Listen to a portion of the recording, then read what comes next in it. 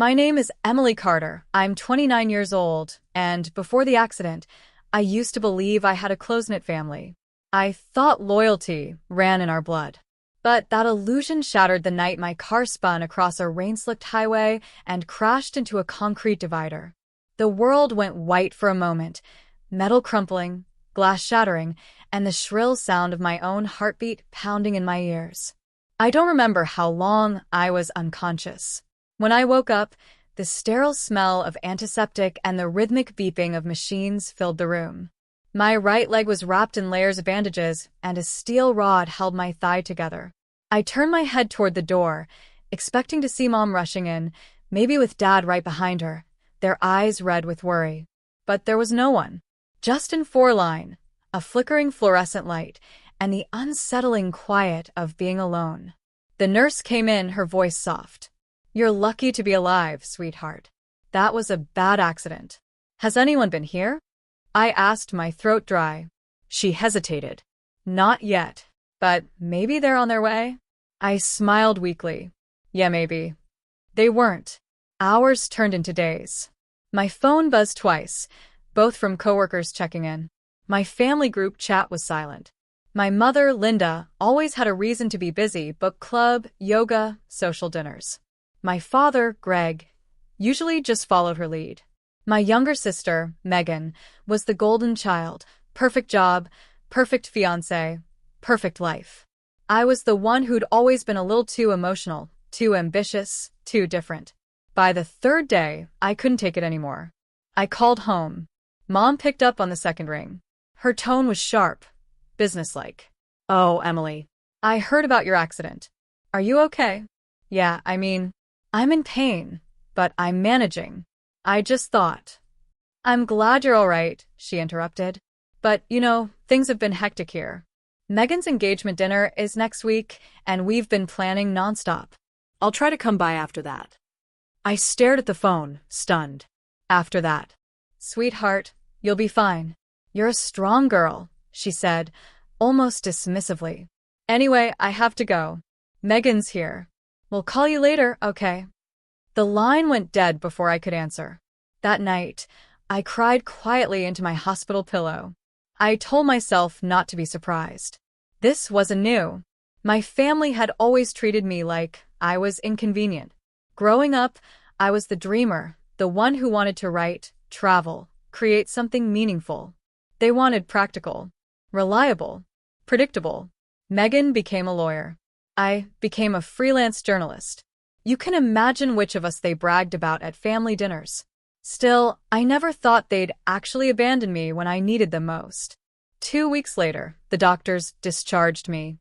I could barely walk with crutches, but there was no one to pick me up. I called my dad out of desperation. "Dad, can you drive me home?" "I can't," he sighed. "Emily, you know how your mother feels about you staying here right now. Things are tense." "Tense?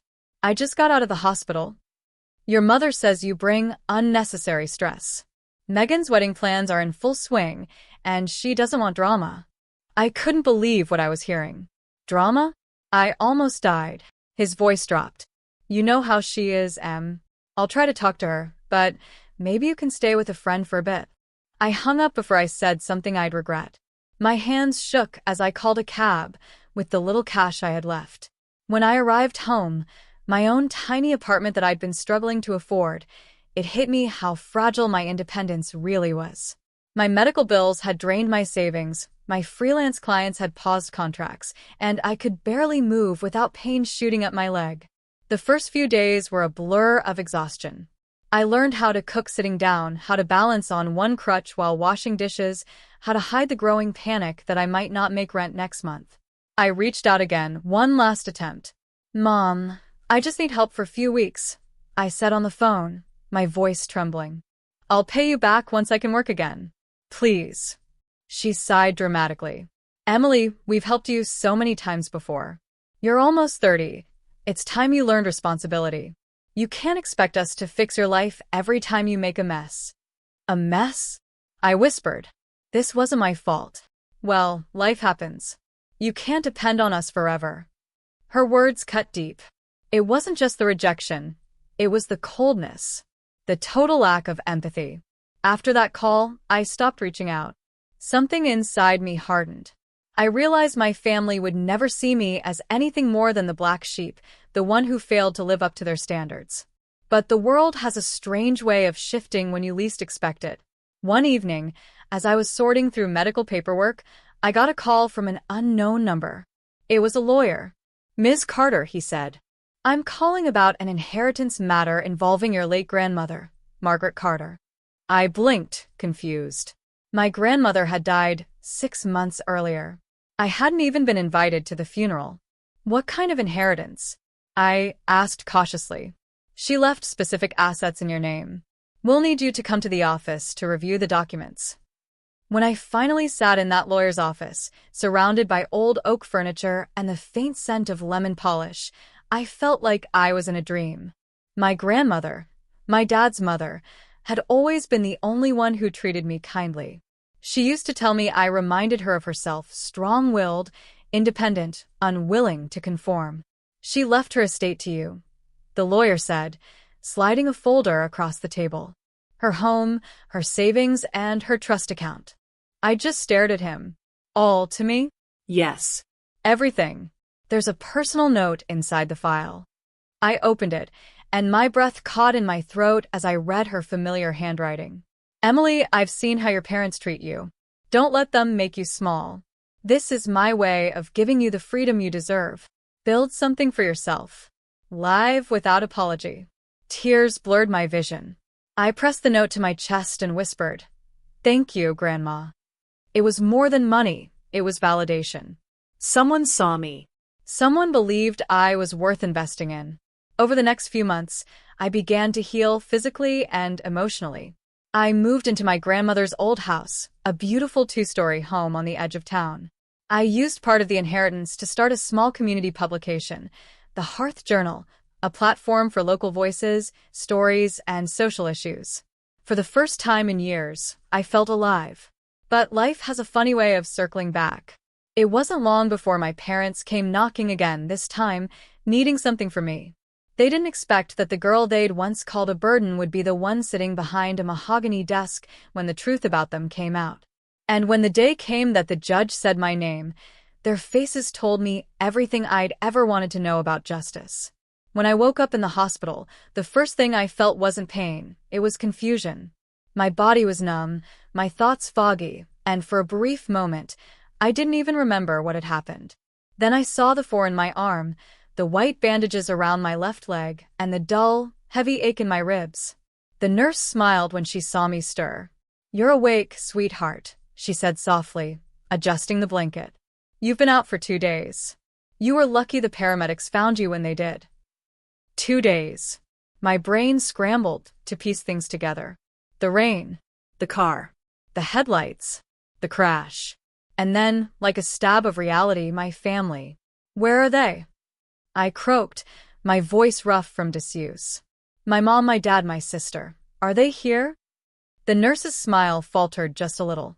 She checked my chart before replying, "We tried calling your emergency contact, but no one answered.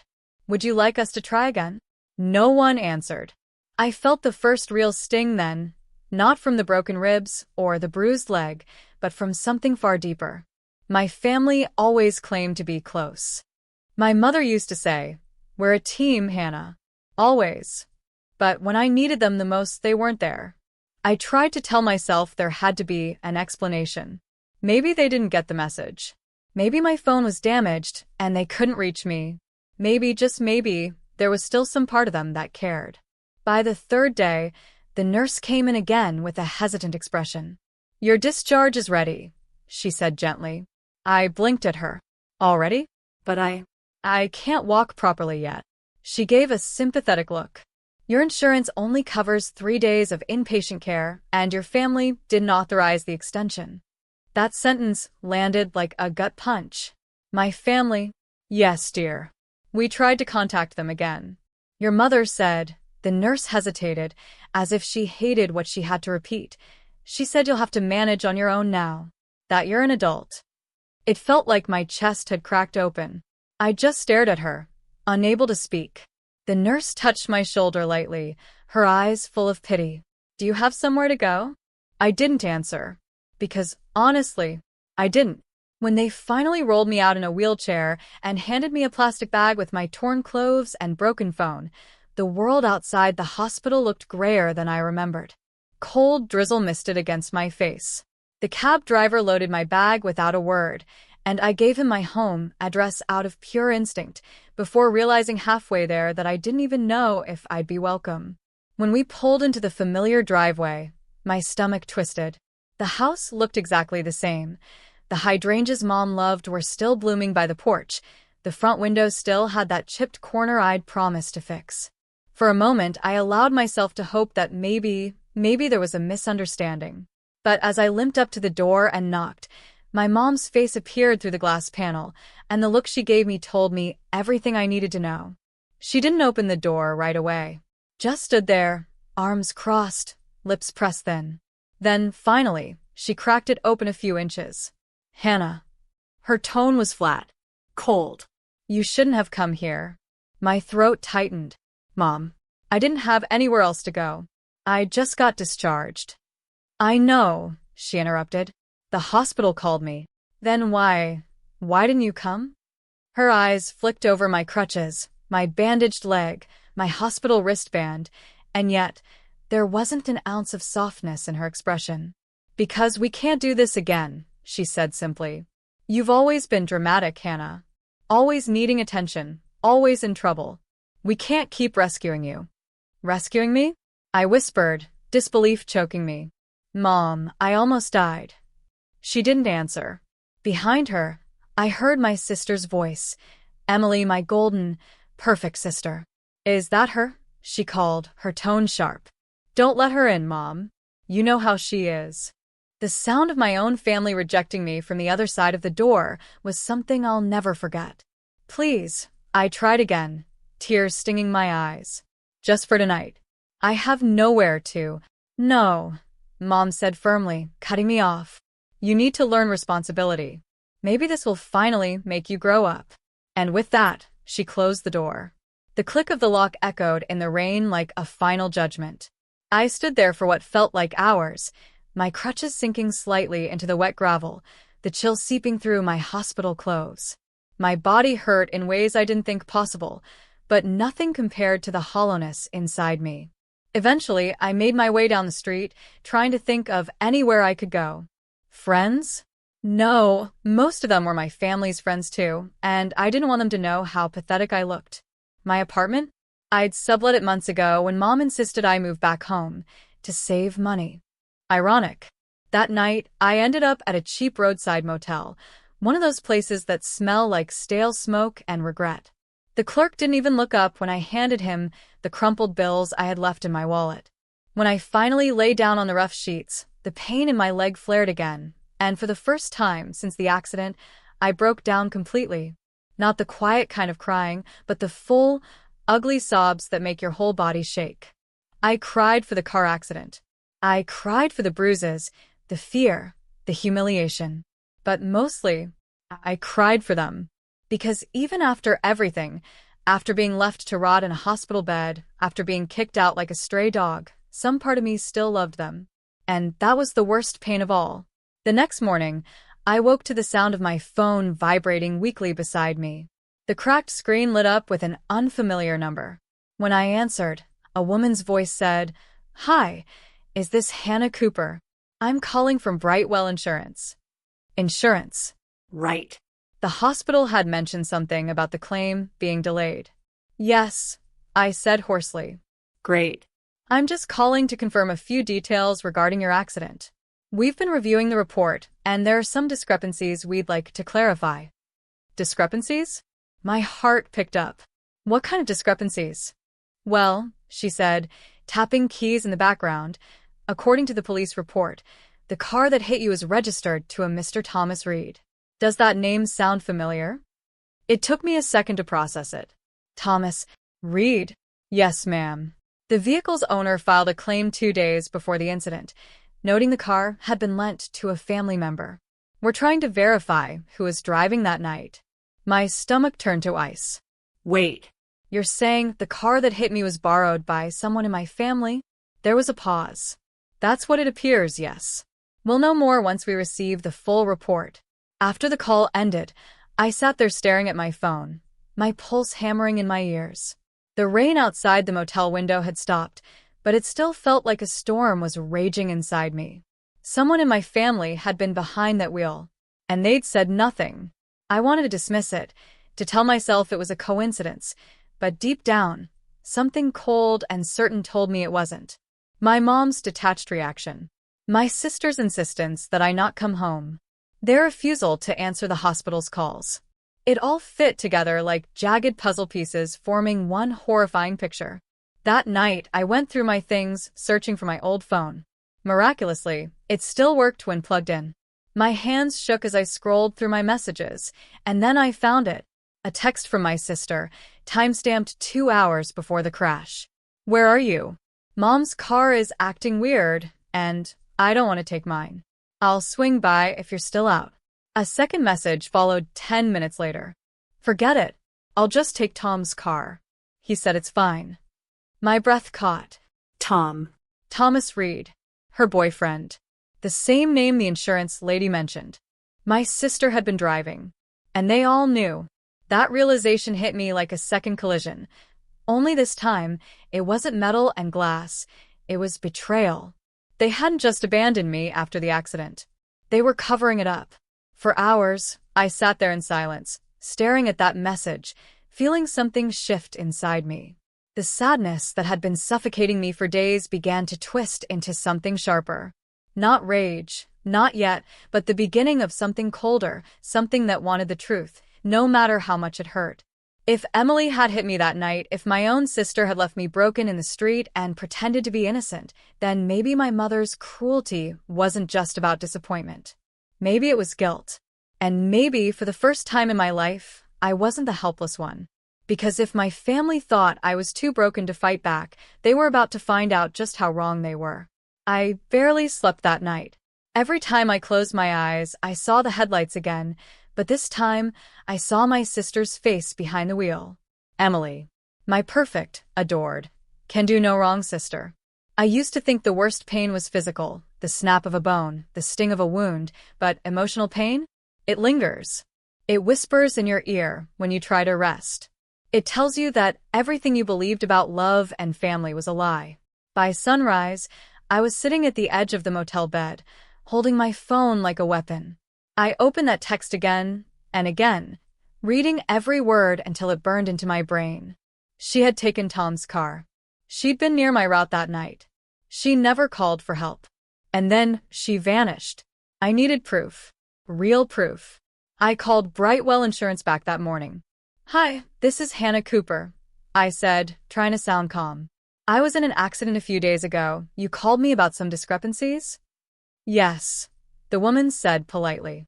We're still investigating, but the initial findings show the vehicle involved was indeed registered to Mr. Thomas Reed. There's also traffic cam footage, though it hasn't been fully processed yet. Traffic footage. My pulse quickened. Would it be possible to see it? I'm afraid that's restricted for now, she replied. Only law enforcement or the insured parties can access it. But once the investigation clears, you'll receive a copy of the final report.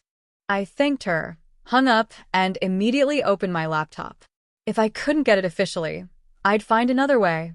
Hours passed as I scoured local news reports, traffic updates, police blotters, anything that might mention the crash. There wasn't much, but then I found it, a small, 2-sentence note on a local blog. Late-night collision near Oak Ridge and 7th. Victim identified as 27-year-old woman, sustained serious injuries. The driver fled the scene before authorities arrived. Hit and run. That phrase hit me harder than the car ever had. My hands trembled as I scrolled through the comments under the post, mostly strangers gossiping, but one caught my attention. Did anyone see the black Honda with the dented front bumper that night? Looked like it turned down Pine. Tom drove a black Honda. I copied everything, screenshots, timestamps, even the URL, and saved them in a folder I titled Truth. My hands shook as I typed the name. It felt like the first step toward reclaiming my voice. But as much as I wanted to confront them right then, I knew I couldn't. Not yet. My body was still weak. my emotions too raw. I needed time. Time to heal. Time to think. Time to let them believe I was broken and harmless. So I stayed quiet. For weeks, I limped between hospital checkups and the motel room. The air always smelled faintly of bleach and loneliness. Sometimes, I'd sit by the window just watching the cars go by, wondering how many drivers noticed the world outside their windshield. Wondering if Emily ever thought of me when she drove. She didn't visit. None of them did. But that didn't stop me from watching them. I borrowed an old tablet from a neighbor in the motel and used it to look up my mom's social media. Her posts were cheerful. Pictures of brunches, family dinners, Emily smiling with her boyfriend Tom. The same Tom whose car had hit me. In one photo, dated 2 days after the crash, Emily was holding a glass of champagne, her arm around Mom. The caption read, "So proud of my strong girl. Love conquers everything." I nearly dropped the tablet. Love conquers everything. Was that their way of celebrating? Of pretending nothing had happened? Something hardened inside me that day. I realized that if I wanted the truth to come out, I couldn't beg for it. I had to build it, piece by piece, until they couldn't deny it anymore. The first step was getting close again. A month later, once I was walking without crutches, I showed up at my parents' house. Not to plead, not to cry, but to look them in the eye. Mom opened the door and froze. "Hannah." I smiled tightly. "Hey, Mom." Can we talk? Her lips pressed together. "Now's not a good time." "I'll make it quick," I said, stepping forward before she could shut me out. "I just wanted to say thank you for everything. I know things have been tense. I've been thinking, maybe I overreacted." Her eyes narrowed slightly, suspicion flickering, but she relaxed just enough. "Well," she said carefully, "it's good you're reflecting. Your sister's been under a lot of stress too. The wedding plans haven't been easy." Wedding? It was like she'd punched me again. Emily's getting married? Yes. To Tom, of course. You'd know that if you hadn't disappeared. I bit down on the inside of my cheek so hard I tasted blood. Tom. The man whose car had crushed me. The man my sister was going to marry. I forced a shaky smile. "That's great news. I'm happy for her." Mom nodded, clearly relieved I wasn't arguing. "Good. Maybe it's time we all move on." She said it like she was doing me a favor. Like the wound in my body and the betrayal in my heart could just be erased with one polite conversation. But I kept smiling. Because now I had what I needed, an invitation back into their world. Over the next few weeks, I showed up more often. I brought groceries. I pretended to be fine. I laughed when Emily made snide remarks about my dramatic recovery. I let Mom talk about floral arrangements and cake tastings while I quietly recorded her every word. And then one afternoon, I got my break. Emily and I were sitting at the kitchen table, the late sun slanting through the window. She was scrolling through her phone, half listening as I talked about physical therapy. Then she sighed. "You know," she said casually, "you really messed things up for everyone that night." My stomach tightened. "What do you mean?" She shrugged. "If you hadn't been walking on that road like an idiot, maybe none of this would have happened." I froze. "You were there?" Her eyes flicked up, sharp and defensive. "I didn't say that." "Yes, you did." My voice was barely a whisper. She stood abruptly, her chair scraping the tile. "Drop it, Hannah. You don't know what you're talking about." "Then tell me what you're talking about," I said, my voice shaking. Her jaw clenched. "You should have stayed out of the road. That's all." And then she left the room. But it was too late. I'd recorded everything. That night, I listened to it over and over. Her words weren't a confession, not exactly, but they were enough. Enough to prove she knew. Enough to show the guilt that slipped through her perfect facade. I sent the audio to myself, saved a backup, and started drafting an email to Brightwell Insurance, to the local police, even to the local paper. But just as I was about to hit send, something stopped me. Revenge felt satisfying in theory, but the truth was, I didn't just want justice. I wanted understanding. I wanted to look into their faces when they realized what they'd done. I wanted them to see me not as the burden they threw away, but as the proof of their own cruelty. So, I decided to wait. The wedding was 2 weeks away. And if my sister wanted to start her happily ever after built on lies, I would make sure the truth walked right down the aisle with her. Over the next days, I prepared quietly. I got a small audio transmitter, the kind that could connect to a speaker or a microphone. I practiced walking again, until my limp was barely noticeable. I even bought a new dress, soft blue, simple, elegant. Something that said I survived. When the wedding day came, I didn't wait for an invitation. I arrived just as the ceremony was about to start. The guests turned to stare as I walked down the aisle, not in a gown, not in white, but in defiance. My sister's smile faltered the second she saw me. Mom's face went pale. "Hannah," she hissed, standing up. "What are you doing here?" I smiled sweetly. "Just came to celebrate." Tom's expression flickered between confusion and fear. Emily's hand trembled on his arm, and when the officiant began to speak, I reached into my purse and pressed a single button. The speakers crackled, and then Emily's voice filled the hall. "If you hadn't been walking on that road like an idiot, maybe none of this would have happened." Gasps rippled through the crowd. Emily froze, her face draining of color. I didn't say a word. I just stood there, watching as the truth, the thing they tried so hard to bury, finally came to light. Mom whispered something frantically to Emily, but it was too late. Guests were already murmuring, phones were recording, and Tom looked like he'd seen a ghost. For the first time since the accident, I felt steady. Whole.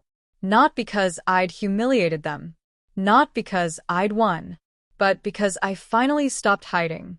That day, they saw me not as the broken girl they discarded, but as the mirror reflecting their own sins. And in their silence, I found peace. Silence. That was the first thing that hit me after the playback ended, not the sound of footsteps or gasps or apologies. Just silence. A suffocating, heavy stillness that wrapped around the room like fog. Emily's mouth opened, then closed again. Her face was pale, her eyes darting between me and Tom like she was searching for an escape hatch that didn't exist. Mom was the first to recover. "Turn that off," she hissed, her voice trembling. "This is a wedding, for God's sake." "It was," I said softly. "Now it's the truth." I could hear murmurs spreading through the guests. Words like hit and run, accident, cover-up floated through the air like smoke. Someone in the back whispered, "Isn't that her sister?" Emily took a step forward, her hands shaking. You don't know what you're doing, Hannah." "Oh, I do," I replied, my voice low and calm. "For months, you all made me think I was nothing, that I was the burden you had to get rid of. You left me bleeding on the side of a road, and still found a way to make me the problem. But look at you now." I gestured around the hall, the guests frozen in their chairs, the photographer's camera still raised mid-shot, the officiant standing awkwardly with his hands folded. "Look at how well your lies hold up under the light." Emily's lips trembled. "I didn't mean." "Don't." I cut her off, my voice shaking now. "Don't lie again." Mom stepped forward, her voice dripping with false composure. "Enough. This is not the place or time to air personal issues." "Then maybe you shouldn't have raised a daughter who ran someone over and pretended it didn't happen," I snapped. Gasps again. Someone dropped a glass. Tom's face had gone completely white. "What is she talking about?" he asked, looking between us. Emily turned toward him desperately. "Tom, I didn't." He stepped back, his jaw tight. "You told me you hit a deer." My stomach twisted. She told him that? Emily's voice cracked. I panicked. I didn't know what to do. It was dark, I thought. "You thought it was me?" I said, finishing for her. Her eyes filled with tears. "I was scared, Hannah. Mom told me not to say anything. She said it would ruin everything." Mom's head snapped toward her. "Emily." And that was it, the last thread snapped. The truth spilled out right there in front of everyone. For a moment, I didn't move. I just stared at them. The mother who covered up a crime, the sister who left me to die, and the family that once called me too emotional whenever I dared to speak up. Then I said quietly, "I forgive you." You could have heard a pin drop. "Not because you deserve it," I continued, my voice steady now, "but because I deserve peace." Then I turned and walked out. The last thing I heard before the doors closed behind me was Emily's sob, sharp, broken, real. Outside, the air was cool and clean. The sky was a wide stretch of blue, the kind you notice only after months of staring at ceilings and hospital lights. I stood there for a long moment, breathing, letting the sunlight touch my skin. For the first time in what felt like forever, I wasn't shaking. I didn't go back to the motel that night. I drove out of town, parked by the lake where my dad used to take us when we were kids, and just sat there watching the water ripple. It wasn't victory I felt. Not even satisfaction. It was release. The kind that hurts and heals at the same time. Still, the days after the wedding were chaos. My phone buzzed nonstop. Reporters, lawyers, even relatives I hadn't spoken to in years. Apparently, one of the guests had uploaded the wedding video online. The audio was crystal clear, the confrontation raw and unfiltered. It spread like wildfire. The comments section was brutal. Some people praised me for standing up. Others said I'd ruined my sister's life. A few doubted the whole thing was real. But I didn't care. For once, people were talking about what really happened, not the polished version my mother had crafted. A week later, I got a call from a detective. "Miss Cooper," he said, his tone measured. "We'd like to discuss the details of your accident and recent revelations." I knew this was coming. I told him everything: the night of the crash, the insurance call, the recording, the wedding. When I finished, there was a pause. "We'll be reviewing the case again," he said finally. "And I can tell you now, based on the new evidence, it's likely to move forward as a criminal matter." I thanked him, hung up, and just sat there staring at my phone. It wasn't joy I felt. It was something quieter, heavier, like justice had arrived not to celebrate, but to set things right in a world that had been off balance too long. A few days later, I got a text from an unknown number. "I'm sorry. Please don't let them take me away." It was Emily. I didn't reply. Not out of cruelty, but because I didn't know what to say. The girl who had driven off and left me in the dark was finally facing her own darkness. And for the first time, she couldn't hide behind Mom's protection. But the real surprise came a week after that. A lawyer contacted me, my father's old attorney, Mr. Jenkins. He said there were developments about the family home and some inheritance paperwork. Apparently, my name had been quietly removed from certain documents after the accident. "Your mother filed amendments claiming you were no longer of sound mind," he explained. "But now that the truth is public, we're challenging that on your behalf." I laughed, bitterly at first, then softly. Of course she did. When I met with him to sign some documents, he leaned across the table and said, "You know, Hannah, you handled this better than most would. Most people want revenge. You wanted clarity." He was right. I'd thought about revenge, plenty of times. But now that I had the truth, I realized revenge wouldn't give me my peace back. Only distance could. That night, I packed up what little I owned and left town for good. I didn't leave a note, didn't post an update. I just drove far enough that the radio stations changed, far enough that the air smelled like a different kind of life. It wasn't running away. It was choosing myself. A few months passed before I heard from anyone again. Emily had been charged with leaving the scene of an accident and obstruction of justice. Mom faced fines for falsifying statements. Their perfect world had crumbled. Sometimes I wondered if I should have felt pity. But then I'd remember lying on that cold asphalt, gasping for breath while they went home to dinner, and any trace of pity vanished. One morning, while sipping coffee at a quiet diner in a new town, I saw a news blurb scroll across the TV. "Local woman sentenced to community service for hit-and-run incident involving her sister." Emily's photo flashed for a second. She looked smaller somehow. Fragile. I didn't finish my coffee. I just left a few bills on the table and walked outside into the morning sun. And as I stood there, watching people rush by, strangers with their own stories, their own pain, I realized something important. For years, I'd begged for love from people who couldn't give it. I'd broken myself trying to be enough for them. But the accident, the betrayal, even the humiliation, it all led me here, to a place where I didn't need their approval anymore. The truth had set me free, but not in the way I'd imagined. It didn't fix the past. It didn't make the pain disappear. It just gave me permission to stop carrying it. Months later, I got a letter in the mail, no return address, just my name written in shaky handwriting. Inside was a single piece of paper. Asterisk Hannah. I see you in my dreams sometimes. I hear your voice on that recording over and over. I wish I could take it back. All of it. Mom doesn't talk to me anymore. Maybe that's what I deserve. But I hope someday you'll remember the sister I was before the accident, not the one who left you there. I'm sorry. Emily asterisk. I folded the letter, placed it back in the envelope, and tucked it inside my journal. Then I whispered to the air, I already forgave you. Not for her. For me. That night, I sat by the window of my small apartment, the city lights reflecting on the glass. For the first time, I didn't see the headlights that haunted me. I saw my own reflection, calm, steady, alive. I'd been hit, broken, abandoned, and silenced, but I was still standing.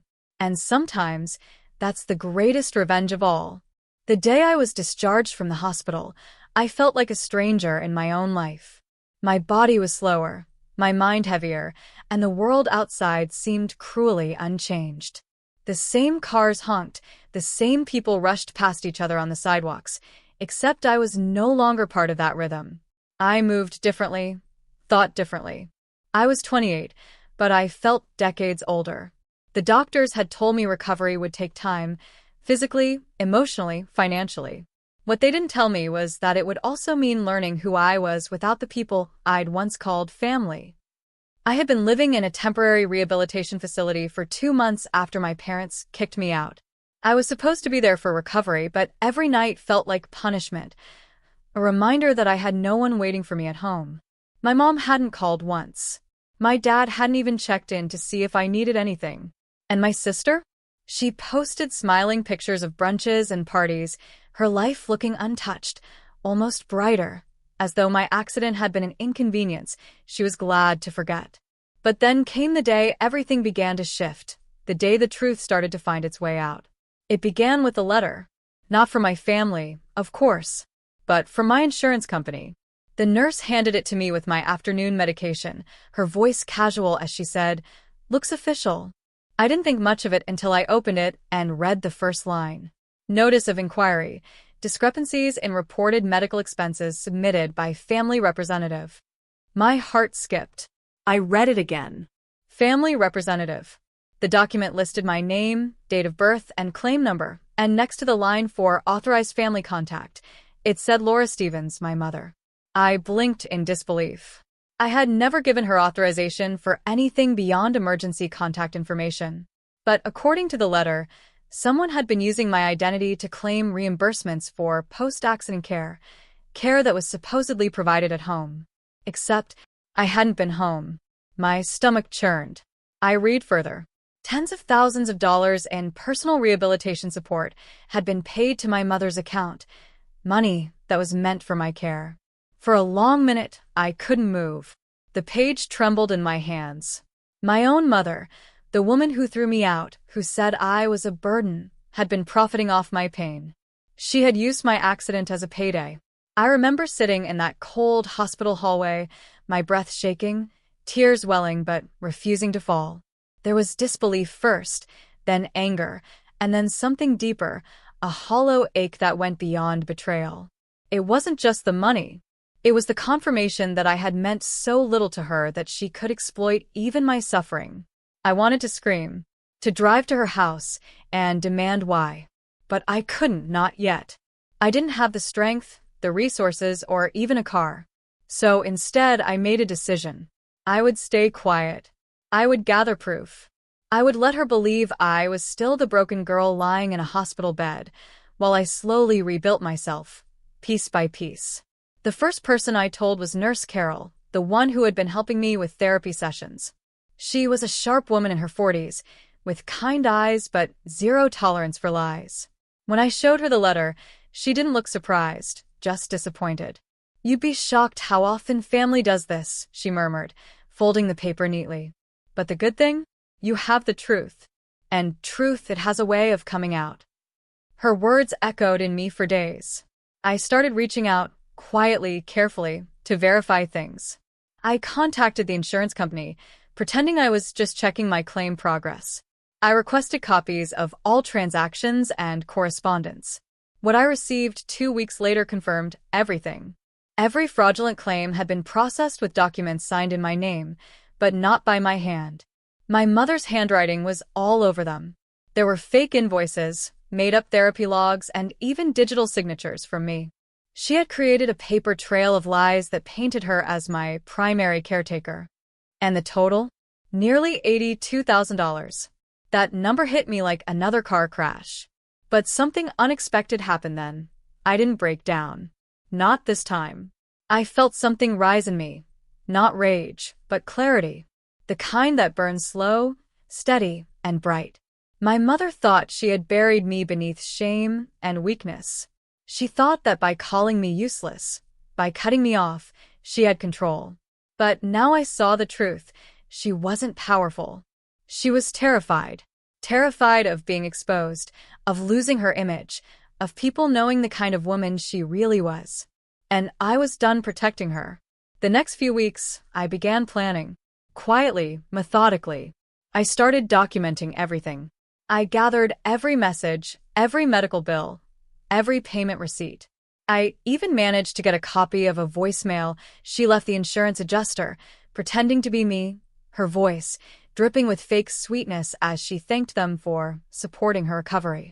Each night, I'd sit by the window of my small rehab room, my leg propped up, staring at the city lights.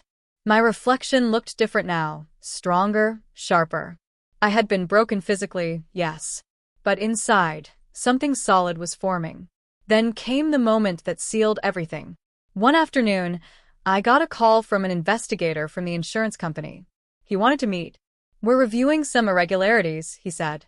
"It would help if we could confirm a few details with you directly." When we met at the rehab center, I told him everything. The day of the accident, being thrown out, the lack of contact from my parents. I showed him copies of the messages, the fake invoices, even her voice recording. He listened quietly, taking notes. When I finished, he said something that made my pulse race. "We'll be forwarding this for legal review. And, Ms. Stevens, it's possible this may turn into a criminal investigation." For the first time in months, I slept peacefully that night. But peace didn't last long. 2 weeks later, I got a call from my mother. Her voice was tight, trembling at the edges. "Olivia," she said, using that soft, manipulative tone I'd known my whole life. "We need to talk." I didn't respond. I just listened. "There's been some misunderstanding with the insurance company. They're saying you told them lies. You're confused, honey. You don't remember correctly after the accident. I only wanted to help." My hand tightened around the phone. For a moment, I almost laughed. That was her default response to everything: when caught, gaslight. When cornered, twist. I finally spoke, my voice calm. "You stole from me."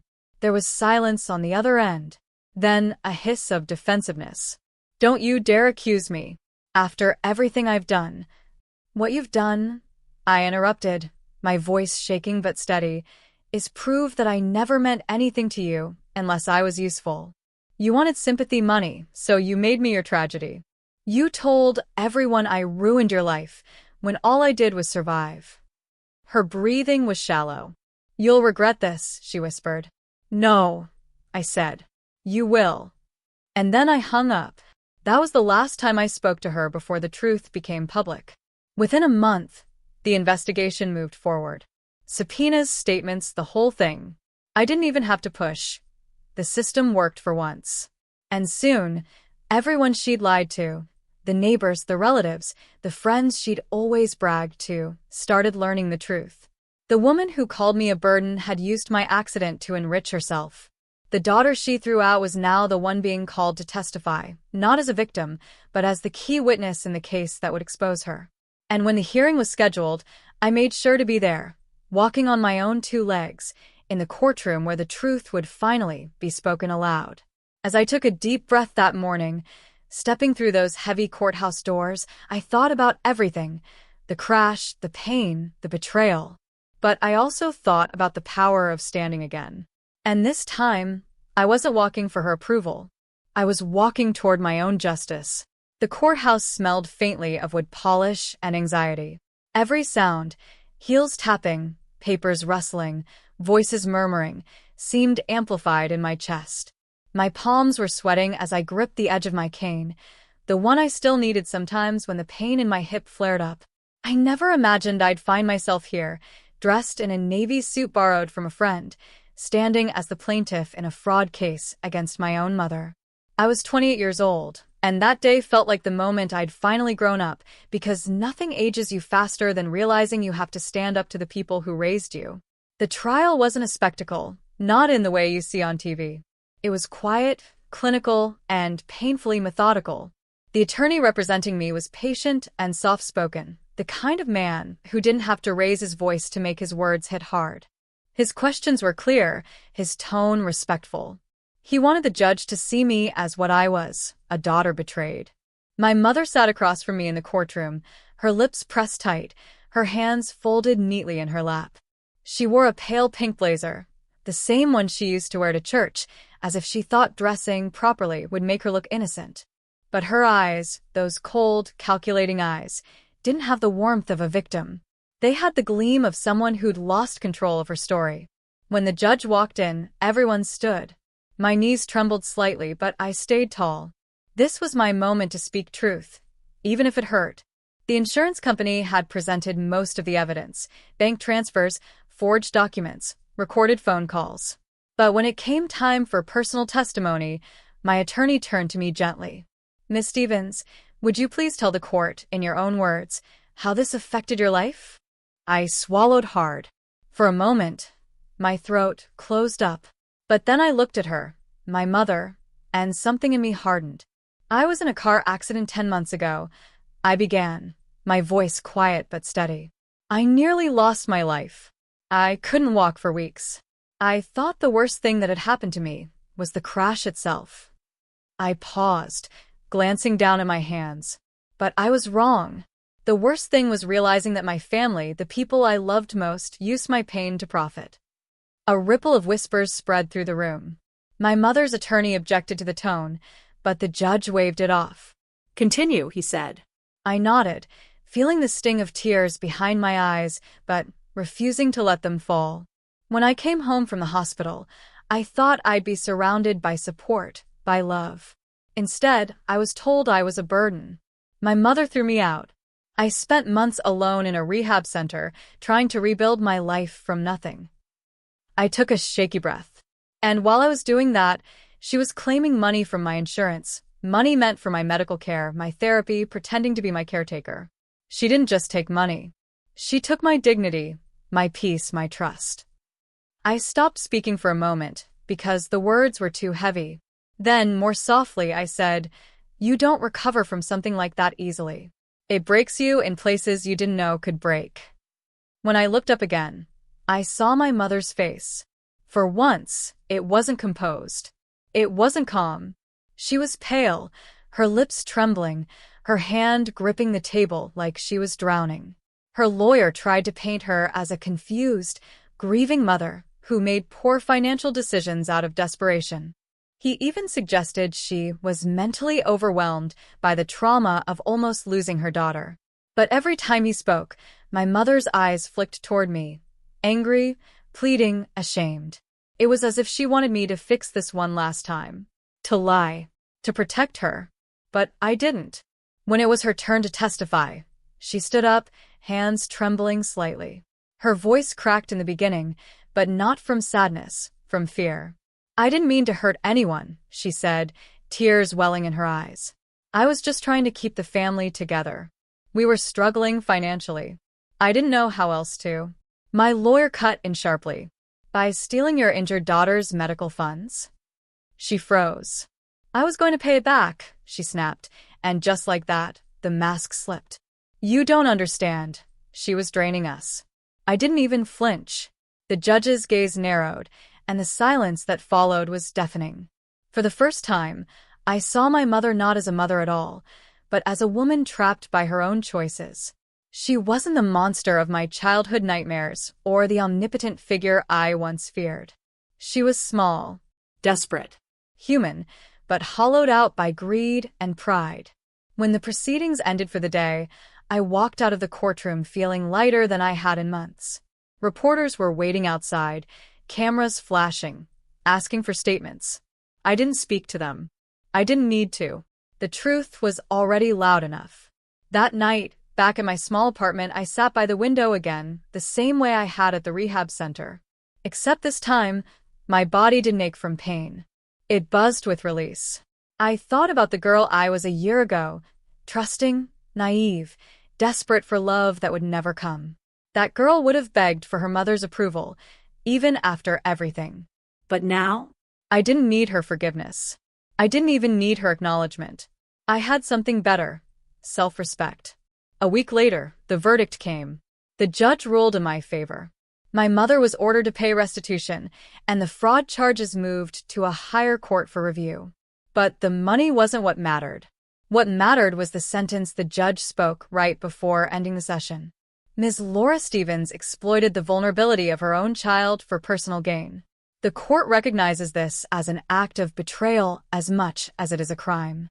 That line echoed in my chest. An act of betrayal as much as a crime. When the gavel fell, my mother slumped in her seat. Her lawyer leaned in, whispering something, but she didn't respond. Her eyes darted to me one last time. Wild, broken, pleading. I didn't look away. Because this time, I wasn't the one who needed saving. After the case, the news spread quickly through town. The same relatives who had called me irresponsible when I got into the accident suddenly reached out with messages dripping in guilt. "We had no idea," they said. "We're so sorry." Even my sister, who had blocked me for months, texted, "I can't believe Mom did that." I didn't know. Maybe she didn't. But she didn't care enough to find out either. I didn't respond to any of them. Instead, I focused on my next step, literally. My physical therapy had advanced enough that I could jog short distances again. My therapist cheered when I managed my first unassisted run, tears of pride in her eyes. "You did it," she said, grinning. "No," I whispered, breathless and smiling. "I earned it." That night, as I stood under the shower, hot water running over my scars, I finally allowed myself to cry, not from pain, but from relief. I had faced the worst kind of betrayal, and somehow, I was still standing. Weeks later, I got a letter in the mail. From my mother. It wasn't long, just a single handwritten page. "Olivia, I never thought you'd actually go through with this. You've humiliated our family. I hope you're happy now. You've destroyed everything we built. Don't contact me again." I laughed softly when I read it. Not because it was funny, but because it was so perfectly her, twisting blame until she could feel like the victim. I folded the letter, set it in a drawer, and never opened it again. My mother might never understand what she did wrong. She might never apologize. And that's okay. Her regret wasn't mine to carry anymore. The truth had emerged, and it had set me free. And for the first time since the accident, I felt whole. Not because my body had healed completely, but because I finally knew who I was without their approval. A survivor. A fighter. A woman who chose herself. As the sun dipped below the skyline that evening, painting the sky in gold and crimson, I stood by the window, feeling the warmth on my face. For so long, I'd been defined by pain, by betrayal, by what was taken from me.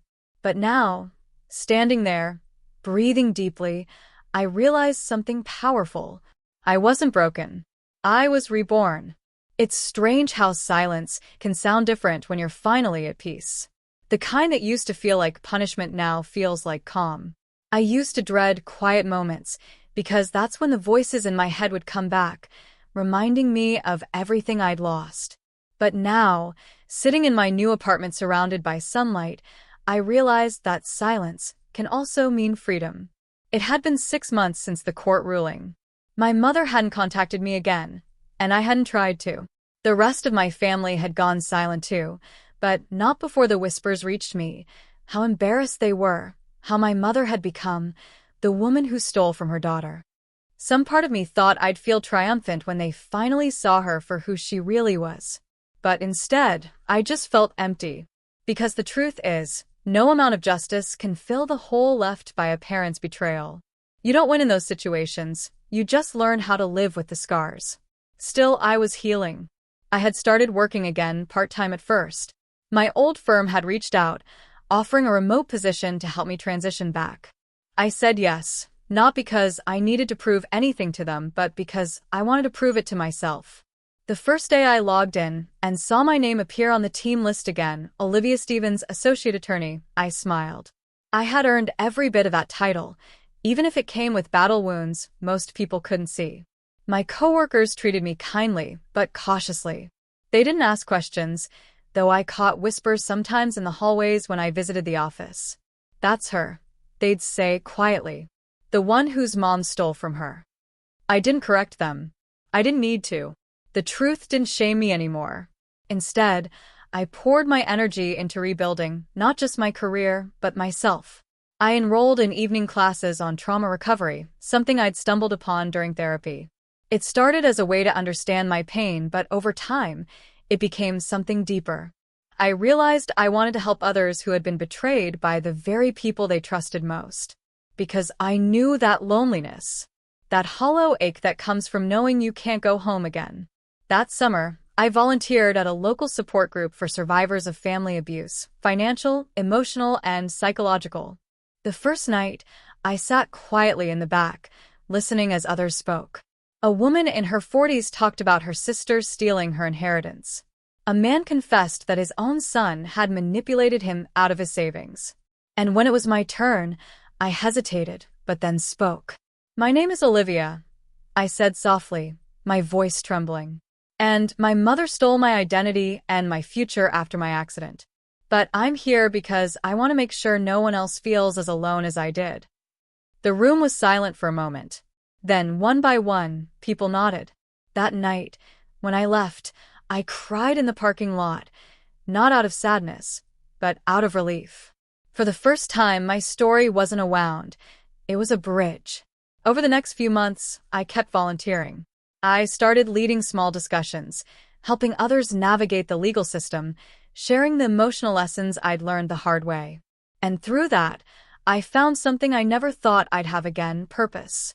But the universe has a way of testing your peace. It was early October when I saw her again. I was at the courthouse, attending a meeting for a victim advocacy project, when I spotted a familiar figure at the far end of the hall. My heart stopped. My mother. She looked older, much older. Her once polished blonde hair was streaked with gray, her skin pale and thin. She was wearing a cheap gray blazer, clutching a stack of documents like her life depended on them. For a moment I froze. I wasn't sure what to do: turn around and leave, or face her. But before I could decide, she saw me. Her eyes widened. For a second, I saw something flicker in them: shock, guilt, and maybe, buried deep beneath it all, regret. She hesitated, then took a shaky step toward me. "Olivia," she whispered. Her voice was softer than I remembered, almost fragile. "You look good." I said nothing. The hallway felt colder suddenly. She swallowed hard, her hands trembling as she clutched her purse. "I didn't expect to see you here." "I work here," I said finally, my tone even. "I help people now." Her lips parted slightly, but no words came. I could see her trying to form an apology, something rehearsed, but it wouldn't come out. Then, quietly, she said, "I lost the house." I nodded slowly. "I know." She looked down, ashamed. "They said I couldn't pay the restitution on time. The bank froze everything." I didn't think, her voice broke. I didn't think it would come to this. Something inside me stirred, not anger this time, but something sadder, heavier. She had destroyed her life chasing control, and now, standing before me, she looked like the ghost of her own pride. "I'm not here to hurt you, Mom," I said softly. "But I'm not here to save you either." Her eyes filled with tears. "I just wanted you to know, I never stopped loving you." I took a deep breath. "Maybe you believe that," I said. "But love without respect isn't love, it's control." "You didn't love me." "You wanted to own me." She flinched, her face crumpling like paper. "Please, Olivia, But I stopped her with a small shake of my head. "It's too late for that." For a moment, We just stood there, two broken pieces of a story that could never be put back together. When I turned to leave, she whispered, "I'm proud of you." I paused, but I didn't look back. That was the last time I saw her. Weeks later, I heard she'd moved in with a cousin 2 towns over, living quietly, out of the public eye. I didn't chase after her. I didn't need closure from her anymore, because I had already found it within myself. By winter, I'd officially launched a nonprofit called Rise Again, an organization dedicated to helping victims of family exploitation rebuild their independence. The irony wasn't lost on me, that something born from my deepest pain could become a source of strength for others. The day I received the grant approval for my first community project, I celebrated alone with a cheap bottle of sparkling cider and a laugh that felt like victory. Standing on my balcony, wrapped in a wool coat, I looked up at the stars. I thought about the accident, the crash that started everything. How a single moment of chaos had shattered my body, my family, and my illusion of love. But it also gave me clarity. It forced me to see who people truly were when everything else was stripped away. It showed me that family isn't defined by blood, but by compassion. By choice. A week before Christmas, I visited the rehab center where I'd learned to walk again. The nurses remembered me. They hugged me, laughed, and showed me around the new wing that had been built. I donated part of my first grant to help fund new therapy equipment, and as I stood watching a young woman learning to walk with a brace, tears filled my eyes. She looked up and smiled at me, that fierce, determined kind of smile that said I won't give up. And in that moment, I saw myself, not the broken, abandoned version my family had thrown away, but the woman I had fought to become. That night, as I sat by the window, the same way I had so many nights before, I realized how far I'd come. The scars on my leg, the ache in my hip, the memories, they were all still there. But they didn't define me anymore. I picked up my journal and wrote 3 words across the page. They lost me, because that was the truth. My family hadn't just lost their daughter when they cast me out. They'd lost their chance at redemption, their chance to love me honestly. And I, somehow, had found everything they never could. Strength. Purpose. Peace. As the clock struck midnight and soft snow began to fall outside, I whispered into the quiet, "I forgive you, but I'll never forget." Not out of bitterness, but out of wisdom. Because forgetting would mean erasing the lessons that rebuilt my life, and I had earned every single one. I stood up, turned off the lamp, and walked toward the window, watching the city glow under the falling snow. I wasn't broken anymore. I was free.